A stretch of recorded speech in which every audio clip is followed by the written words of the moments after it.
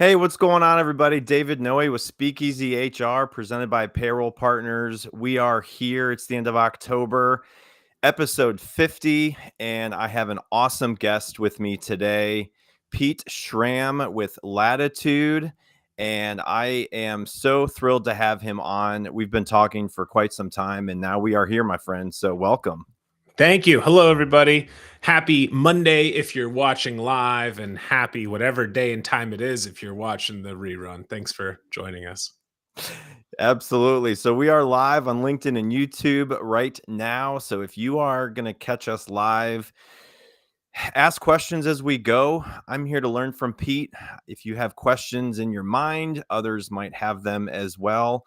I've got a brand new blog on the website at SpeakEasy HR. It's all about forgiveness. A lot of people work with challenging people at times. And so sometimes you have to just take some reflection and think about how you can forgive and move on. So check that out and all of the other content at speakeasyhr.com.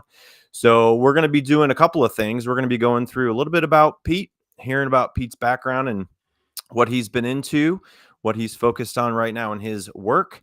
And we're going to dive into the envelope icebreaker game, which is something I really enjoy doing with all of my guests to hear a little bit more about their background. And then we're going to dive into his topic, which is all about building mentorship in your mapping career and really diving into really things that Pete has really focused on and has some really hot takes and things that people, as you are maybe out of a job right now, you're looking for a job, maybe you're trying to shift careers, maybe you're a young professional in your first few jobs as a young professional and navigating through all of what's going on right now in the workplace. So really excited to dive into all of that. But if you are new to SpeakEasy HR, my name is David Noe. I started this last year and it's been such an enjoyable time to bring this to everybody. I joined the Work Defined podcast community where Pete and I are involved in this amazing community of podcasts.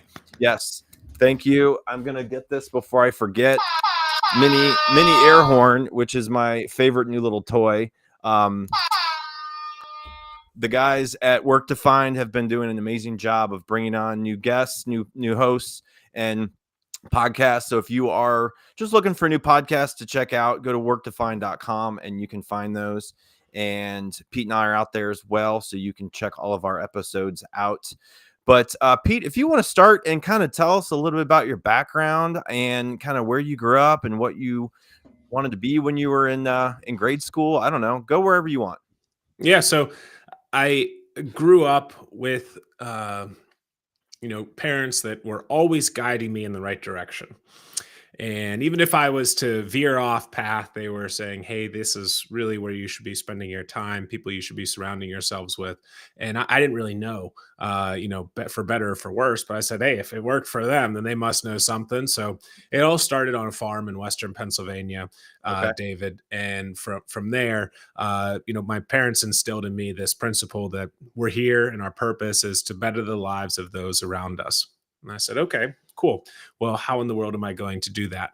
And as I progressed from, grade school to high school to then college, I understood that not everybody had the same kind of parents. And it was a lot of tough love, but man, I'm so grateful for the values and hard work ethic that they instilled in me all those years ago.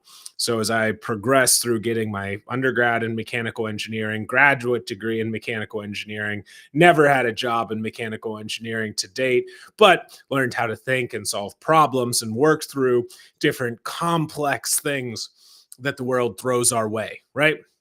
And so I went into defense contracting for about a decade, actually. And it was on that journey that I really learned that the power of people helping people can make it or break it.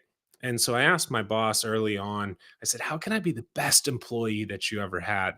He said, well, you got to find yourself a mentor. I said, great, I'm on it.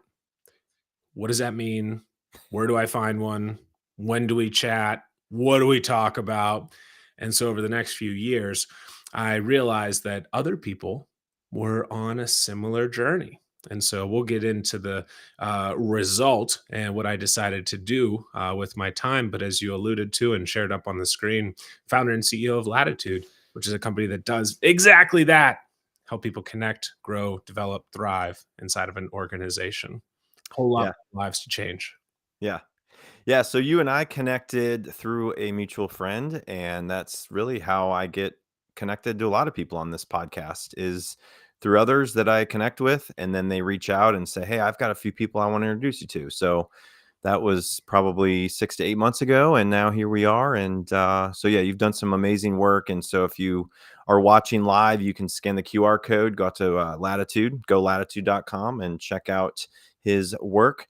So Well, real quick, David, I think it's important. Call those folks out, right? Between Bob and John and Jody, there's so many amazing people out there, and you'll see in some of the show notes, and I'll make sure to that's comment them on true. the show here. That's Like, true. thanks, guys. That's what makes this possible is people Yes. helping people. You gave a Yes. shout out to the work to find folks earlier. Like, yes, let's work. That's why we do this to keep bringing folks together. Yeah, let's go. Top shelfers around with top shelfers. That's right. That's right. And we're episode 50. So we got a lot to celebrate here, Pete. So, okay. I gave you this question right before we got on, and I like to ask every guest this question, and then we'll get into the envelope icebreaker game, which is a little bit more fun. This one's more serious. Biggest piece of advice you've ever received? Yeah, don't do it alone. And you could translate that to don't go the distance alone, don't be in your head. This could be at work, this could be at sports, this could be at home. But the best piece of advice is to don't do it alone. If we're working through an issue, sometimes we have to bounce some ideas off of one another. If we're in a hard spot or a hard time, right? Whenever we just dwell on that, not super great. The best teams we see this are bringing the most diverse team members, insights, experiences together. So it's something that was shared to me, and then I made it uniquely my own over the years. Don't I've started a whole stinging company around the idea of don't go alone.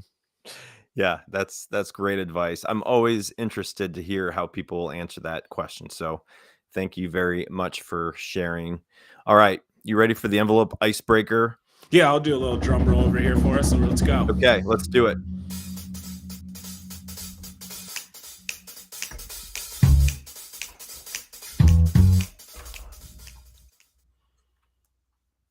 Okay, 1 through 15.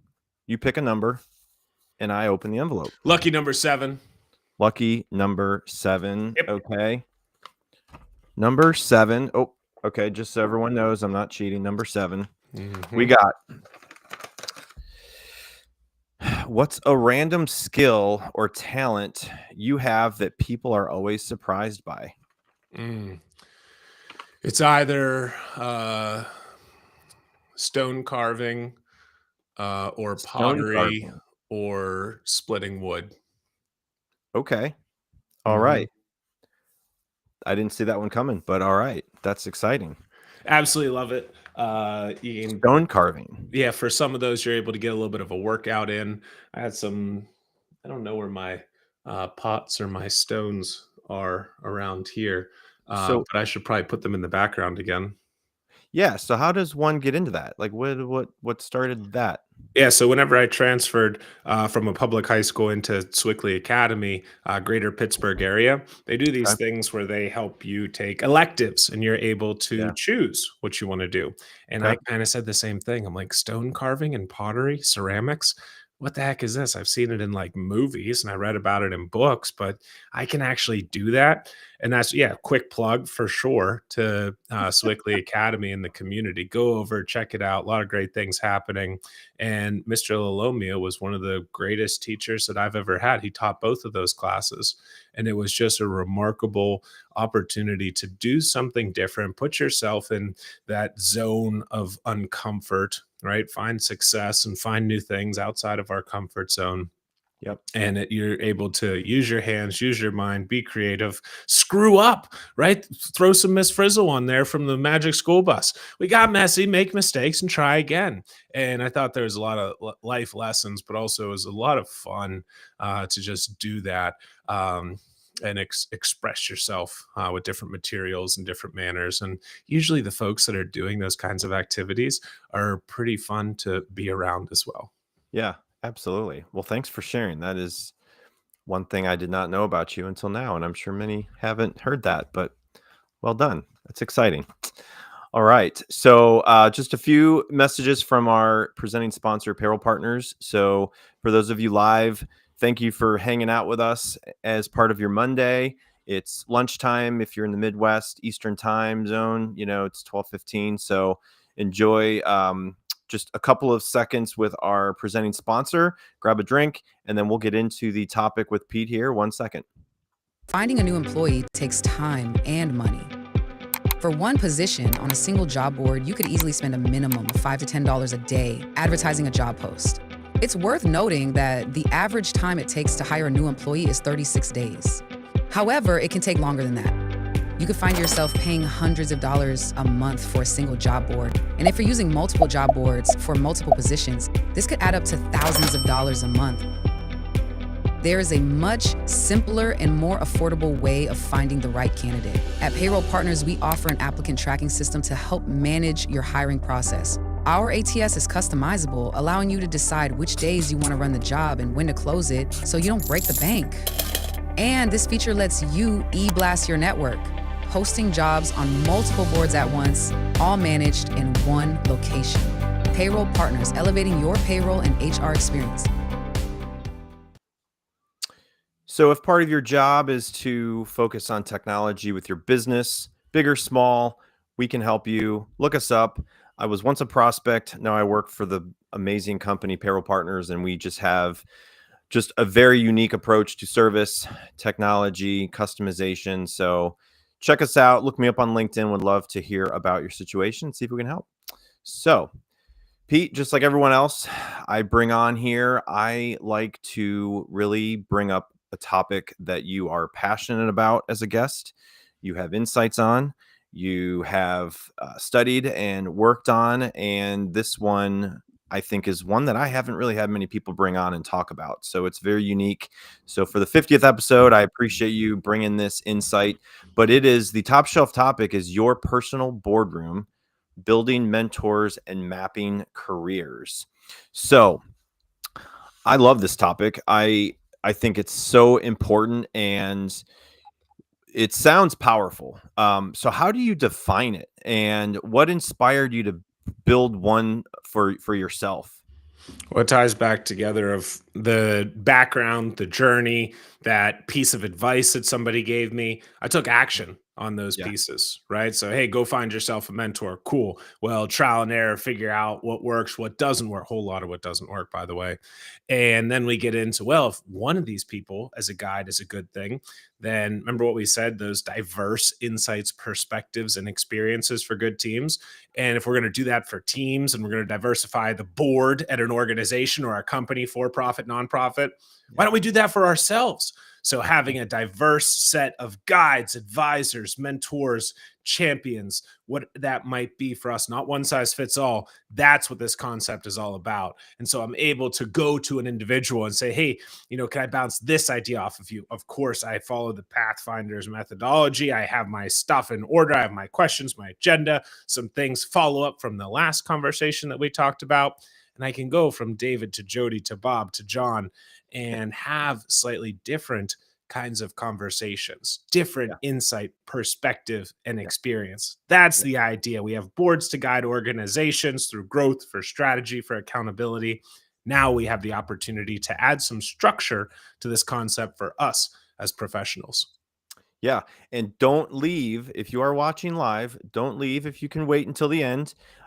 We are going to have everyone watching write career map in the chat, and we are going to enter you for a copy of the book that Pete wrote, Pathfinder. So take a look and try to, there you go. Try to stay on with us until the end.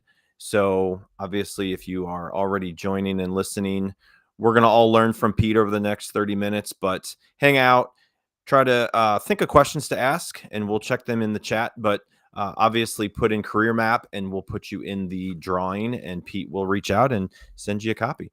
So, so Pete, many people struggle to find mentors. When you had talked about, you asked your boss, like, how do I become the best employee? Where should someone start when they feel like they don't have access to the right people? Yeah, you got to start with the mindset.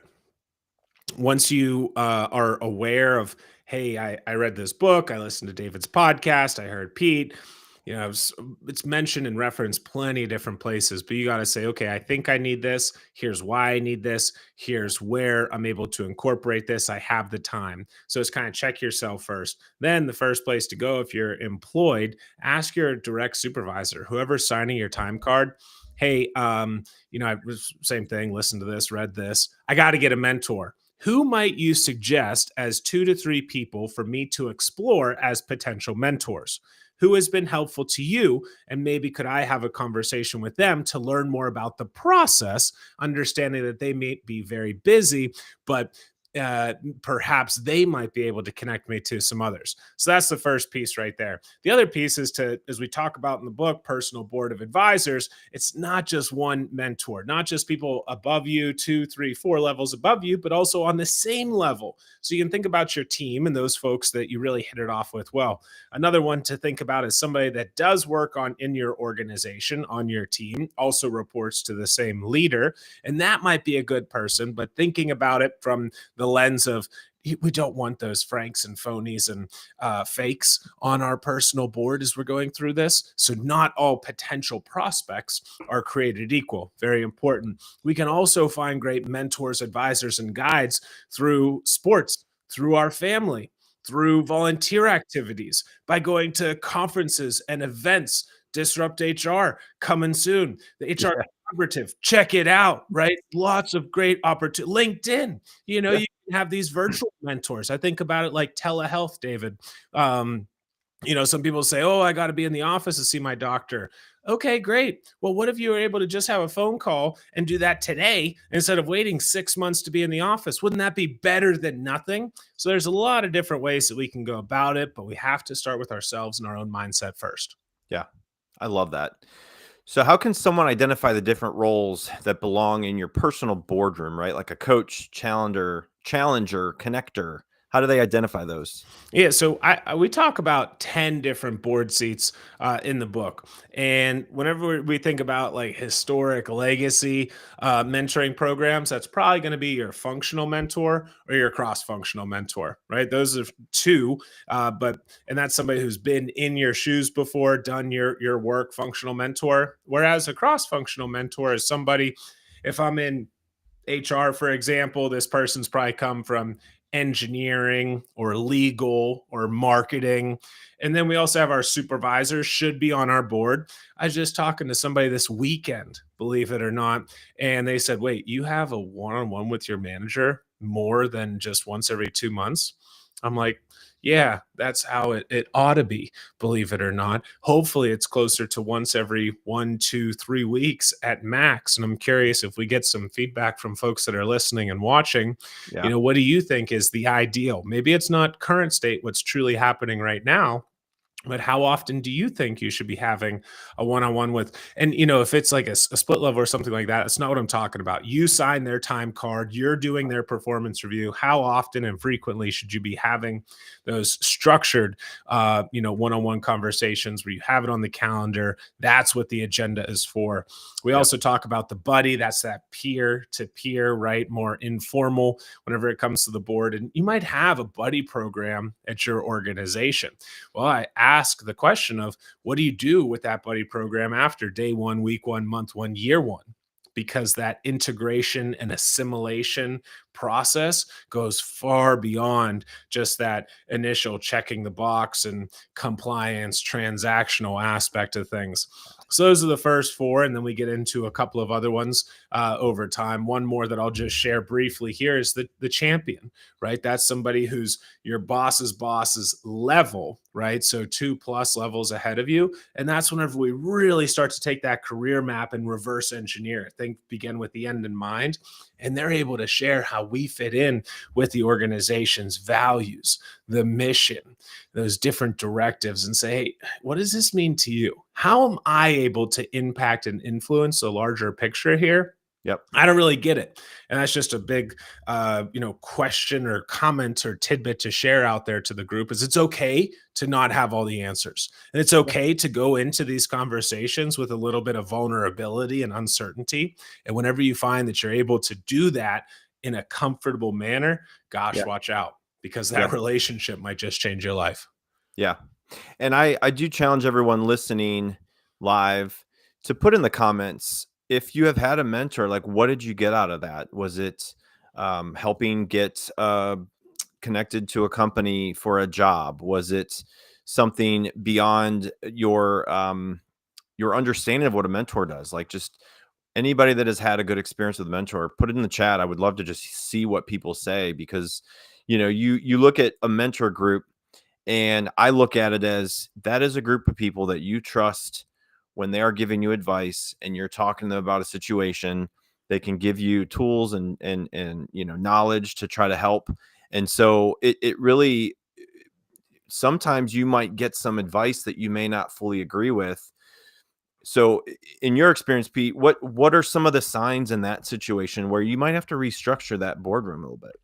So we actually go through a 14-point checklist in the book around, hey, is this person a good fit, not good fit? Some of us may have, whenever we were in grade school or high school, put together a list of non-negotiables whenever it comes to dating. Right. Well, similar thing with this, right? Yeah. As we are going through this process saying, hey, I think I need to have a mentor, inside our head, we say, yeah, I'm ready for this right now. Then we start to put together that list, right? What am I going to settle on? What looks best? And we do that 14-point checklist, board seat by board seat by board seat, believe it or not. But some of the basic ones are we aligned on our values? Can we actually hang out and pass what the book Bluefishing calls as the chug test, right? Am I able to just be in the proximity or in conversation with this individual? Yeah. Are they able to give feedback in a way that works with me? Big one that's a total deal breaker is, do they have time? A lot of times you'll Yeah. reach out to somebody and say, hey, can we just grab coffee, have a conversation, bounce some ideas off you as we're in the dating stage, right? Before we DTR, that's define the relationship, I learned. And then we get into that piece of, okay, I feel good about this, but then they might say, hey, big project just came my way. David, let's just circle back in 6 months. Or it might be the same piece of, Pete comes over and knocks on my door or sends me an email once a month for 6 months and I haven't gotten back to him. But gosh, on that lucky number 7, just like our icebreaker envelope earlier, lucky number 7, they may reply back. So Yeah. don't give up. Yeah. So a comment in the comment section, Celeste said clarity on a path forward to address an issue. So love that. High five, Celeste. Thank you. Way to go, I think Celeste. it's so important. Oh, there we go. Nice. A air horn for Celeste. Thank you. So Pete, how can someone give back to their mentors and make that relationship mutually beneficial rather than one-sided kind of situation? This is a really complex one. I spent a lot of time researching this, and I've asked a lot of different people and come up with the very technical, complex answer of ask them. Right. Hey, David, how can I help you? You've been so helpful to me. This has been so valuable. I don't. What can I do to say thank you? Please, just let me know whether I'm able to do it or not. At least I have it in the back of my mind. What's a way that I can show my appreciation and potentially help you? Please help me understand. Yeah. And I've heard a lot in the last 6 to 12 months about reverse mentoring. Mhm. So is that becoming something that is the norm, or is that just very situational where you have, and maybe people that might not know what reverse mentoring is, maybe just dive into that a little bit, but have you seen that become the norm in your work? So I might differ a little bit from the dictionary definition here. I think it's most effective whenever we build reverse mentoring concepts and themes into each of the relationships on our personal board, where it is that sense of reciprocity and giving back and up to down, down to up throughout. But the idea or concept of reverse mentoring is the person with more experience is actually in reverse, learning from the individual that has less experience. And typically, typically what happens is, we did some work with this in the Department of Defense and IT arena, right? So older individual might be not as tech savvy. Well, believe it or not, more of the younger individuals are quite tech savvy and up with slang and up with hey, what's motivating you at work? So that's one example of it. But I think that's something where, hey, we can flip that script in any single conversation or relationship, so that we're able to truly get the most out of each of those. Yeah. Not even just the relationship, sure, but each of those conversations and interactions. There has to be, for the optimal success, give and take and give. Yeah. You talk a lot about mapping careers. What are the first steps to creating a personal career map that actually guides decision making? Well, let's think about it. We go on a journey, we get into a car, you're driving from Ohio or Kentucky, and you want to get out to Pinehurst, right? You're going on a road trip, right? We got to Yeah. play some golf. And actually, everybody stay tuned for a very exciting book on this topic, weaving leadership and golf together, coming soon. So anyways, David hops into his car. He's probably going to turn on a podcast or something. But what do you do first? You put into your GPS, hey, where am I going? Well, you're going to Pinehurst to play some golf. What do you probably do? Talk to some people along the way. Hey, I'm headed out here. What courses should I hit? What courses should I stay away from? And what happens as you're going on this journey? Have different conversations. You might pull off and say, hey, I need to go to get some food, go to this restaurant, take a pit stop. These things happen, right? What's going to happen? The GPS is going to update along the way if there's construction.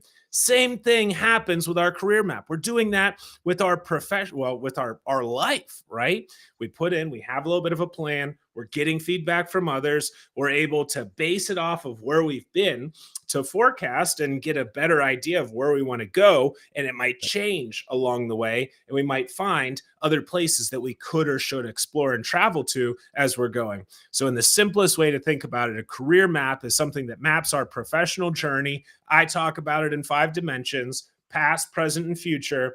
And we look at this with multiple options and potential paths in the future side of it. And we build this in collaboration with our personal board of advisors. So I haven't been to a Bucky's yet. Have you been to a Bucky's? Couple of them, yeah. Okay. Yeah, I am. I want to get to one. It's just not been part of my journey yet. The biggest one in the world is coming close to you, 2 miles long. Whew. Okay, I haven't heard about that. We'll have to.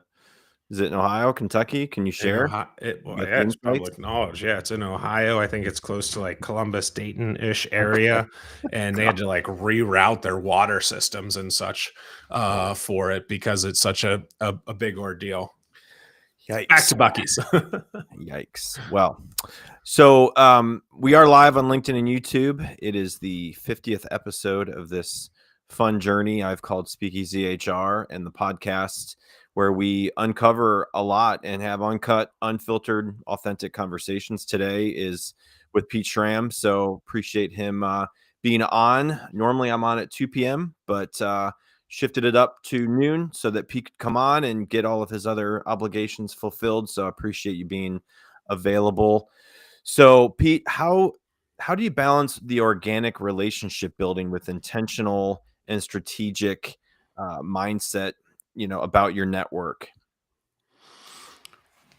Let's assume we've already said, yes, we want to do mentorship. We've started to put together that 14-point checklist for the first mentor. We've gone through and said, hey, of those 10 potential board of advisors seats, here's the first 5 or 6 that I'm going to try and fill. Maybe I have 1 or 2 of them filled. So now I have an idea of here's those individuals that I'm trying to surround myself with. Now I need to go and try and identify who they are, where they are, if they're a good fit. So we can think about it from anytime we're meeting an individual, we can be thinking, hey, could I be helping them? Could they be helping me? Could it be, support to somebody else that I know along the way? So that's one piece. Whenever we're going through the networking opportunities and events, in person, virtual, right? There's so many chances for us to just ask. And, would you ever say no to somebody if they reached out on LinkedIn and said, hey, what's been the biggest success whenever you were a mentor to somebody else? Yeah. How's that for some cold outreach, huh? Doesn't Right. sound like they're trying to sell me something. Yeah. Please make sure that you have a profile picture, and you have, if you're reaching out to an English speaker, you have English in your headline and on your profile page. It makes it very, very sus um if you're not. So just some quick tips there, but just having those conversations, and by understanding what you're trying to accomplish and the who you're trying to surround yourself with, then you can start to work through it. And put yourself in different opportunities and arenas. I think Rotary Club is a fantastic one, been super remarkable from a connection, service above self. I align with the organization. I was just explaining it to somebody yesterday. Did you know that that organization is one that is responsible for helping solve this world issue of polio? No, and it's funny because I just went to a coffee meeting and someone had mentioned Rotary, and I haven't heard Rotary in quite some time. So it's just it's fascinating that you brought that up. We're back, baby. Get We're back, check it baby. out. And it's one of those great networks. Also, Yeah. people at church, right? Doesn't matter which church you go to, but a lot of times we just go in and we leave, and it's an opportunity to chat with individuals. Yeah. And you have that large community. Chamber of Commerce, that's something else that there's each town. Mhm. Chambers. I love them. That we live in, and there's a lot of free events. You might have to pay a little bit, but if you're on a tight budget, what if Yeah. you're just to reach out to the person in charge, or the person that is doing the marketing, or somebody else that's always interacting and commenting on the chamber's posts on social for the last 2, 3, 4, 5 posts, and say, hey, could I come as a guest to just check this out? Want to meet more people, want to explore what's possible. So we Yep. got a lot of different options there, and there's probably a whole slew more that we could explore if we had more time. Yeah. Stuart, thank you. Reality check feedback. I love that. So back to the question I asked the audience listening and tuning in live, where have you found a personal success with working with a mentor, and what does that look like? So as much or as little information as you want to give, but reality check feedback I think is awesome. So Pete, I've heard the word mentor. I haven't heard the word sponsor and advisor much in this conversation. So, what's the distinction between those? A mentor, a sponsor, an advisor? Can you dive into that a little bit? Yeah, so I think of these as all advisors, right? These are all guides and advisors. So that's the larger umbrella. And then Yeah. as we get into this, we can think about mentor in various different flavors. We actually changed it from sponsor to advocate to be more inclusive and a more positive connotation. And then you could have the coach. And that's where people get into a big, like, oh my gosh, what's the difference of these? And I actually made some updates to a piece in the book around the table, comparing. Yeah, there's the notes on the on the page, Dave. After you publish it, then I'm like, oh well, I think there's room to improve this. So whenever we think about this from the coach, the advocate, and the mentor, right? First thing, mentor is going to guide us. They're going to give of their time whenever we're in these conversations, right? They're going to share some of, hey, here's where you could go, some of the other things that happened to me. The advocate is our super connector, right? You might think of how they could be our bridge. That's the icon, yes, coming from Pittsburgh, but also the bridge to other potential relationships and opportunities, speaking for us and sponsoring us into positions and conversations that we may not be in the room. So, mentor of the time, sponsor of their brand. And then the coach is not really telling us as much as they are actually helping us understand, and they're asking us questions to figure out, hey, we got it inside of us, and they want to be unlocking it along the way. And so the icon there is the whistle, right? Because we think of a coach from a sports aspect, but really that's the piece of the coach. They're guiding, not telling. 1, 2, 3. Yeah. Do you tell these people, hey, I want you to be part of my boardroom as a mentor, and like it? How do you approach that conversation with them? General, like, so that they're like now defined as part of your boardroom.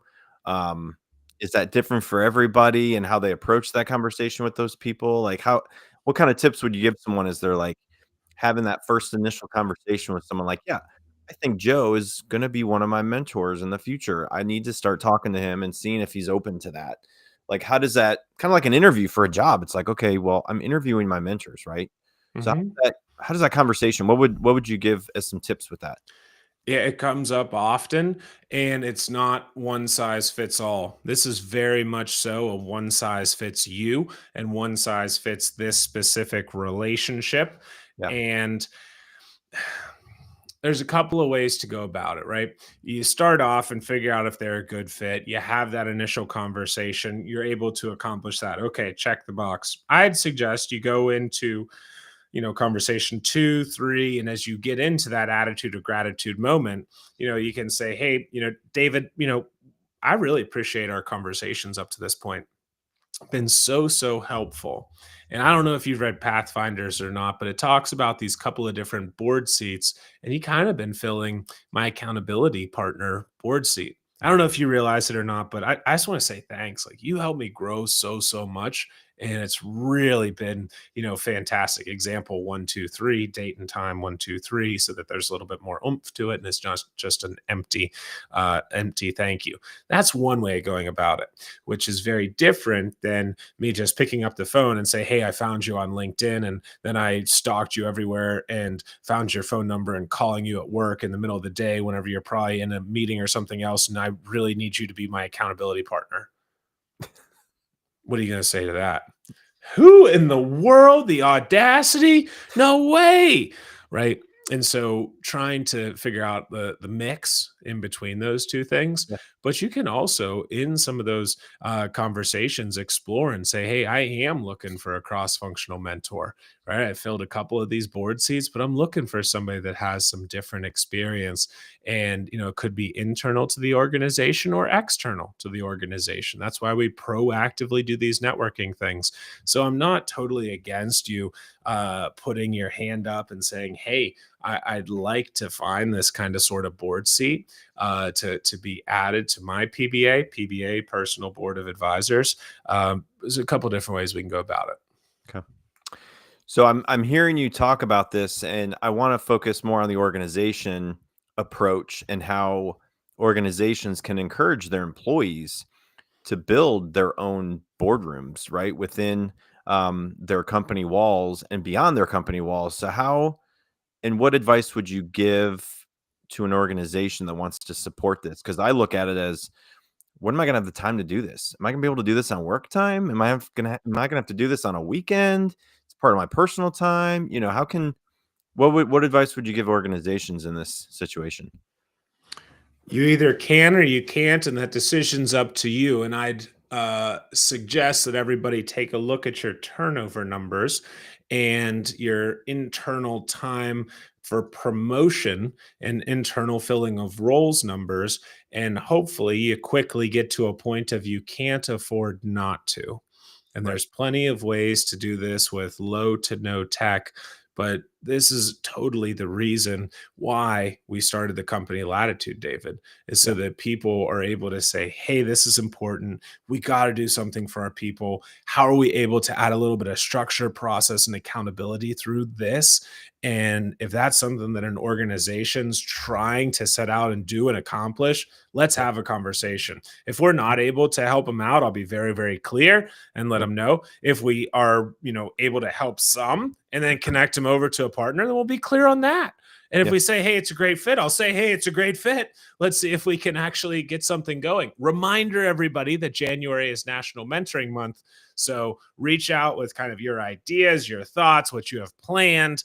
There's some things that are super simple. And I'd go back to the other piece of your question of, when am I going to have time for this? Well, hopefully there are some manager one-on-ones that are already taking place. Okay, cool. That's number one. Yep. How often are your stay interviews happening inside your organization?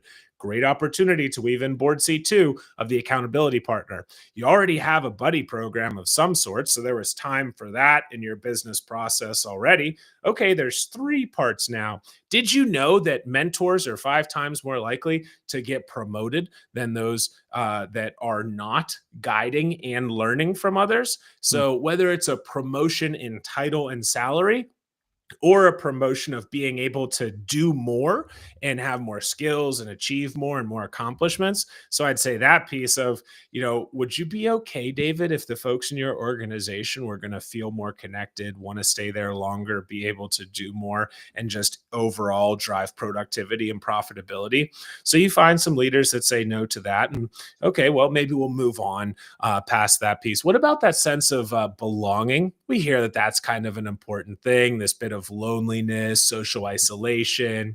Oh, by the way, what is it? Nurses and HR practitioners are the number one and two burnt out professions. So what if we were able to help our friends in HR and then also help them help the rest of their people across the organization? Seems kind of sort of like a no-brainer. So does it take time? Yeah. Is it a worthwhile investment? Big time, yes. Does it have to be done outside of work? That's kind of sort of up to you. I'd say if you want to go above and beyond and you want to get the true well-rounded experience, probably fill a couple of your board seats, whether formally or informally, with some people from an outside perspective. But Right. there's so much. We just talked about 4 or 5 board seats we can fill within our organization with that process and structure right here. Right. And the other ones, if you go to your manager, your company, and you see a chamber of commerce event, a luncheon that interests you, be like, hey, can I go? We're a member, right, of this chamber. Can I go to this event? And I want to go check it out. Is that okay? Worst they can do is say no, and maybe your views of that company change because of their value in how they view that kind of situation. But you will stand out if you are the one that goes to your manager and company and says, hey, I saw this event, I'm interested in going. Like, that is such an easy way to just get out and meet new people, network, find the right potential other board members of your mentorship. So very important to do that. So thanks for bringing all that up. I think that's really good advice for a leader, manager, business owner. So if you are watching live, don't forget to write before you leave. Career map, write that in the comment section, and you can be entered in the drawing for a copy of Pete's book, Pathfinders. And if you get picked, he will reach out and make sure that you get that. So, Pete, I'll leave you with this. If someone's listening today and just took one action after this episode, what should it be? And how can they start building their own personal boardroom? Yeah, I think to check out the book, Pathfinders, Navigating Your Career Map with a Personal Board of Advisors. And whether it's for you or it's for somebody that is part of your family, right? Somebody that your parents or your kids or your relatives, maybe it's somebody from a volunteer work, from coach, from school, from those different places. This is somebody that can help people in the 5 stages of their career. Think pre-career, early career, mid-career, late career, post-career.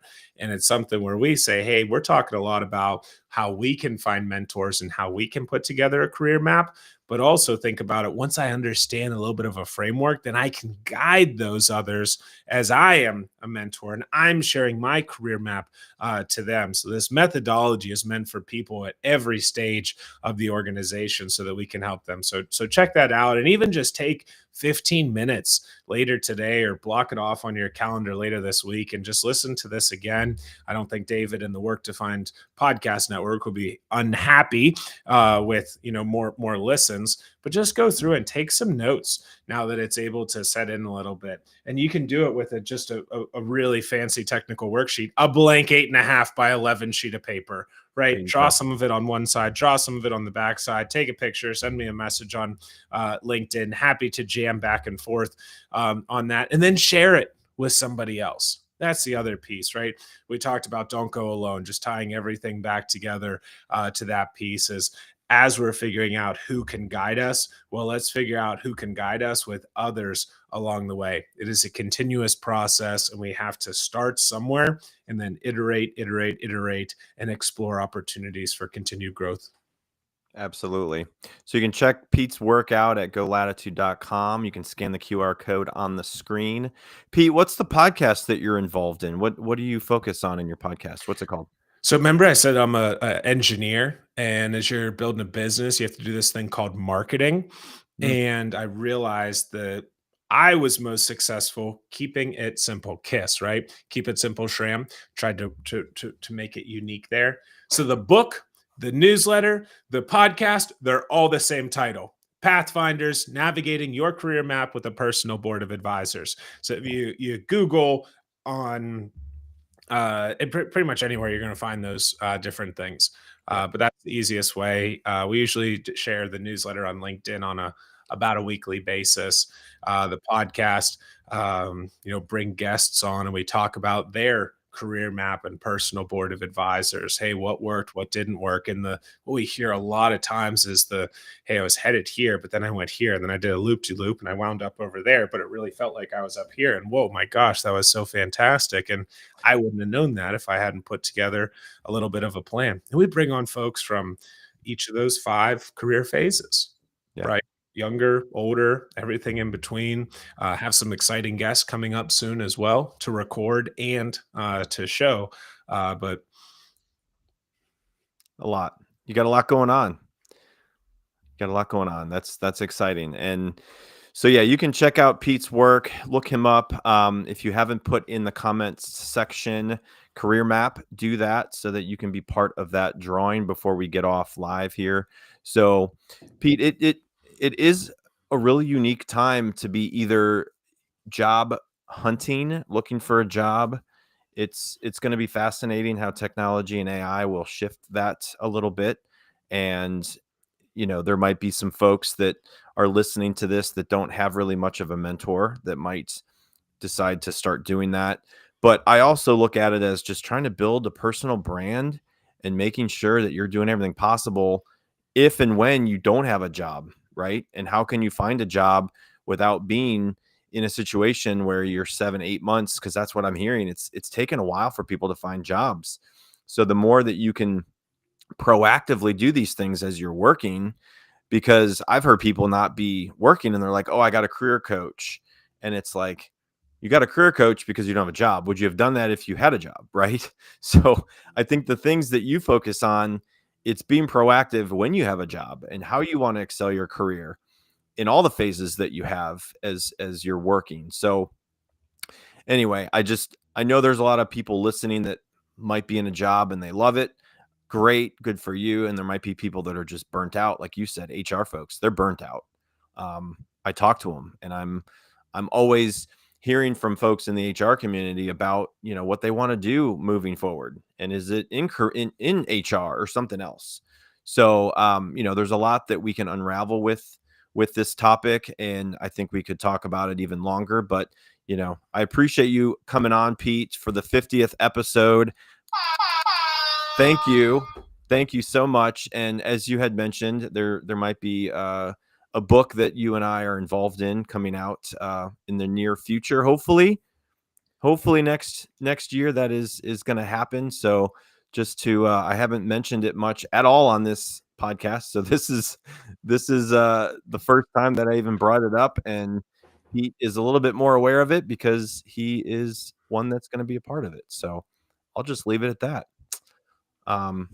Well, Pete, I appreciate your time. It's been great to have you on. Hopefully we'll connect again soon.